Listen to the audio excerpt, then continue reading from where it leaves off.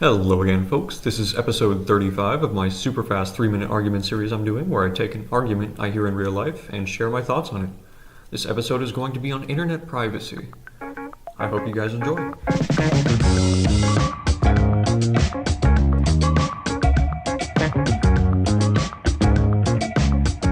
So, I've heard a lot about internet privacy lately, how it's supposedly the most sacred thing left in the Wild West era of the internet. One example is this brochure that I got in front of the dining hall at my university. This pamphlet embodies everything wrong with American counterculture today. This thing was written by and for the most entitled people out there, who think they're above the law. We're talking about the kind of people who pirate indie music and don't tip their waiters. Not to mention using scare tactics to make their point. There are just so many erroneous and selfish points in this piece, so let's just jump into it. So their first problem is the assertion that everything should just be handed to them on a silver platter. Companies like Google, Amazon, and Facebook provide completely free services that would otherwise be shut down if it weren't for their ad revenue. The info companies read through cookies is completely harmless, and if a company did mess up, they would be outed immediately.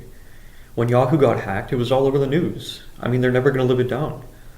Many small online businesses and content creators, like me, make their salaries from ad revenue, and blocking them puts them out of business. It's just a lose-lose for everybody. However, if you do decide to block ads, I'd be extremely grateful if you whitelisted my channel. I'll leave instructions how in the description. Your second mistake is your idea that the government is always looking for ways to pull a 1984 on us. Americans have too much power in the media for our government to do something that drastic. I mean, the news blows up and the president takes a sip of water. Do you think they're not going to go nuts if they decide to start actively censoring the internet? I mean, there's a movie literally starring Edward Snowden with 47,000 reviews on IMDb. If they won't censor that, I think we're fine. Not to mention the amount of lives that have been saved with surveillance methods like PRISM. The N.S.A. says they've stopped over 50 terrorist plots since 9/11 with it. I mean, if you aren't a terrorist, you have no reason to be worried. The truth is, we've never been safer than we are now.